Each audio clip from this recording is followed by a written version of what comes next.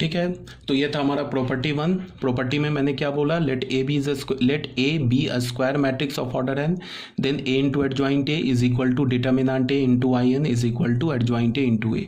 उसका ये प्रूफ दे रखा है, जो भी मैंने प्रूफ किया ना ये प्रूफ दे रखा है। अब इसको तुम देखोगे तो तुम्हें समझ में आ जाएगा। तो ये हमारा भी पेज क्लियर हो गया। ठीक है, अब ये वही सेम प्रूफ दे रखा है, यहाँ से यहाँ तक इंपॉर्टेंट है, मैंने यहाँ पे लिख रखा है। अब आ जाओ इसमें डिडक्शन में।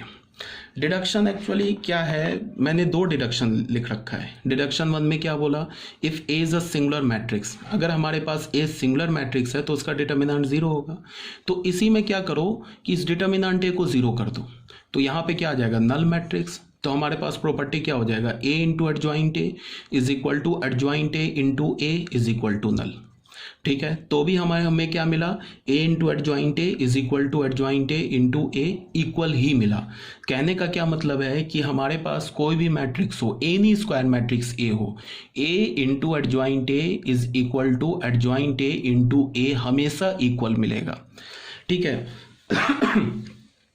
ऐसे ये प्रॉपर्टी, मतलब ये डिडक्शन कराने की जरूरत नहीं थी। क्यों नहीं जरूरत थी, बिकॉज जो हमने यहाँ पे प्रूफ किया है ना, यहाँ पे देखो बच्चे, जो हमने प्रूफ किया है ना इसको, ये जो हमने थ्योरम प्रूफ किया है, इसमें हमने कहीं भी यूज नहीं किया है कि ए मैट्रिक्स है क्या, सिंगुलर मैट्रिक्स है नॉन सिंगुलर मैट्रिक्स है, कहीं भी तो इसको यूज नहीं किया है। इसका मतलब क्या है कि ये जो प्रूफ है, this proof is valid for both singular matrix as well as non singular matrix. अगर मैं कहीं प्रूफ यूज करता ना, या मैं डिटर्मिनेंट ए से डिवाइड करता, तब जब डिवाइड करता तो मैं क्या बोलता कि ए हमारा क्या है, नॉन सिंगुलर है। अगर ए सिंगुलर हो जाता तब तो डिटर्मिनेंट ए से डिवाइड नहीं कर पाते, बिकॉज डिटर्मिनेंट ए से तब डिवाइड करते, तब तो इसका क्या मतलब हो जाता, जीरो से डिवाइड करना।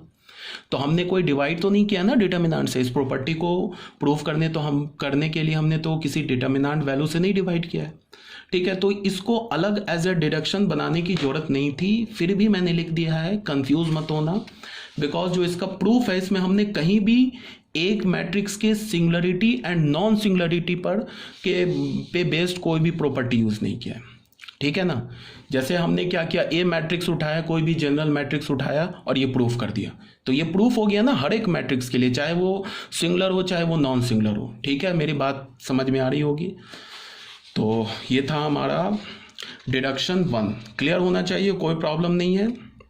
तो यही बात यहाँ पे लिखी हुई है, A into adjoint A is equal to adjoint A into A is equal to determinant of A into I n is valid for both singular as well as non singular matrix. ये singular matrix and non singular matrix दोनों के लिए valid है।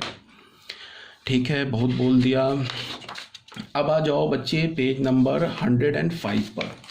ये page number 105 में क्या बोल रहा है, इस प्रॉपर्टी भी, ये बहुत इंपॉर्टेंट, बता तो रहा हूँ, जितने भी प्रॉपर्टीज बता रहा हूँ ये बहुत इंपॉर्टेंट प्रॉपर्टी है, इसको एकदम रट जाओ। प्रॉपर्टी रट जाओ, प्रूफ की कोई जरूरत नहीं है। यहाँ पे हमने सेकेंड प्रॉपर्टी में क्या बोला, ए हमारे पास एक नॉन सिंगुलर मैट्रिक्स है। अब देखो, इसको मैंने स्टार्टिंग में ही बोल दिया कि नॉन सिंगुलर मैट्रिक्स है। क्यों, क्योंकि जो मैं इस अभी प्रॉपर्टी को यूज करूंगा उसमें ये ए की नॉन सिंगुलरिटी यूज होगी। अगर ये सिंगुलर होगा तो फिर ये प्रॉपर्टी प्रूफ नहीं होगा।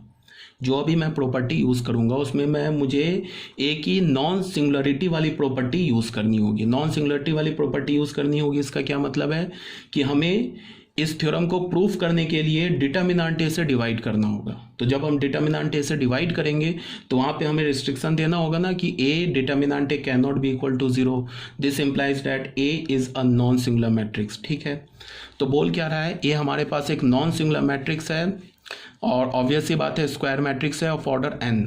देन क्या बोला कि अगर ए नॉन सिंगुलर मैट्रिक्स है एन ऑर्डर का, तो उस ए मैट्रिक्स का जो एडजॉइंट होगा उसका जो डिटर्मिनेंट होगा वो किसके इक्वल होगा, determinant of A to the power n minus one.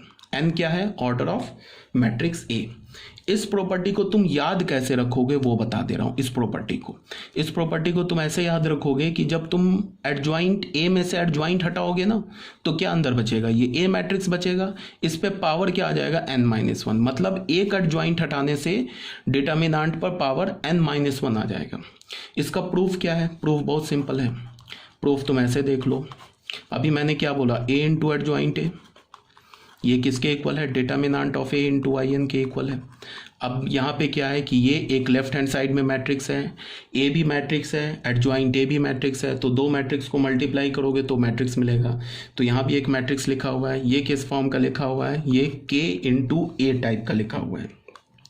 के का काम कौन कर रहा है, डिटर्मिनेंट है, ये स्केलर का काम कर रहा है, ये एक आइडेंटिटी मैट्रिक्स है, ठीक है। तो अब अगर दो मैट्रिक्स इक्वल है तो उसका डिटर्मिनेंट भी इक्वल होगा, बट अगर किसी दो मैट्रिक्स का डिटर्मिनेंट इक्वल है तो वो दो मैट्रिक्स इक्वल हो भी सकते हैं, नहीं भी हो सकते हैं। मतलब क्या है कि अगर ए बी के इक्वल है, मैट्रिक्स ए मैट्रिक्स बी के इक्वल है, तो फॉर श्योर शॉर्ट उसका डिटर्मिनेंट इक्वल होगा।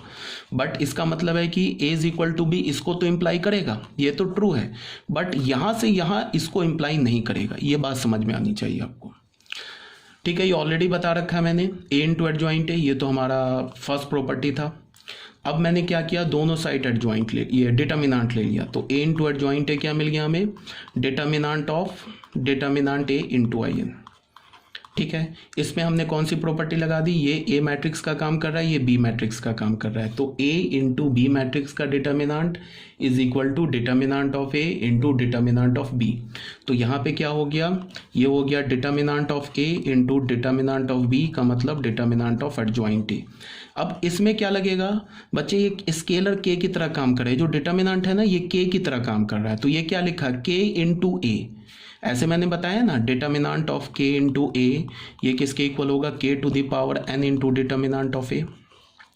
ये एन क्या है, ए मैट्रिक्स का ऑर्डर है, तो यहाँ पे के का काम क्या कर रहा है, डिटर्मिनेंट ए। तो अगर तुमने डिटर्मिनेंट ए को इस डिटर्मिनेंट से बाहर निकाला तो इस पर पावर क्या आ जाएगा, एन। क्यों आ जाएगा, बिकॉज ए मैट्रिक्स का ऑर्डर एन है। यहाँ क्या बच जाएगा, determinant of identity matrix. Clear है।